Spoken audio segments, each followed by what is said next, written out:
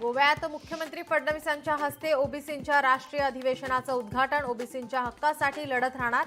ओबीसींना निधी कमी पडू देणार नाही, मुख्यमंत्र्यांचं आश्वासन.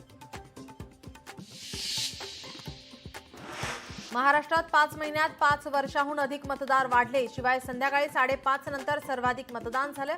राहुल गांधींचा पत्रकार परिषदेतून केंद्र सरकारसह निवडणूक आयोगावर हल्लाबोल. निवडणूक आयोगाची भाजपासोबत हात मिळवणी, बनावट पद्धतीनं मतदान झाल्याचे पुरावे. पत्रकार परिषद घेत राहुल गांधींचा दावा. देशात अघोषित एनआरसी लागू झालाय का? एनआरसी लागू झाल्याचं आयोगानं स्पष्ट करावं.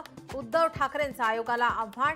व्हीव्हीपॅट काढायचा तर निवडणुकांचा फास कशाला, असाही केला सवाल. युतीसाठी इंडिया आघाडीबाबत कोणत्याही अटी शर्ती नाहीत. आम्ही दोन्ही बंधू युतीचा निर्णय घेण्यासाठी समर्थ. मनसेसोबतच्या युतीच्या प्रश्नावर उद्धव ठाकरेंचं मोठं वक्तव्य. विधानसभा निवडणुकीनंतर एकही बैठक न झालेल्या इंडिया आघाडीची आज दिल्लीत बैठक. बैठकीला उद्धव ठाकरे, आदित्य ठाकरे राहणार उपस्थित. बैठकीनंतर राहुल गांधींसोबत डिनर डिप्लोमसी.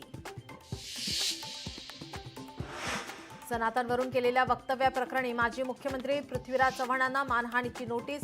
बिनशर्त माफी मागा, अन्यथा कारवाईला सामोरे जा. सनातन संस्थेचा पृथ्वीराज यांना इशारा.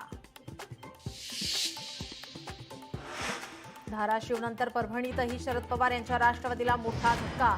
माजी आमदार बाबाजानी दुर्राणी काँग्रेसच्या गळाला. हर्षवर्धन सपकाळ यांच्या उपस्थितीत पक्षप्रवेश.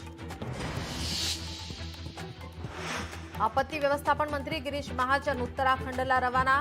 महाप्रलयात महाराष्ट्रातील अनेक जण अडकल्याने रेस्क्यू ऑपरेशन मदत कार्याचा घेणार आढावा.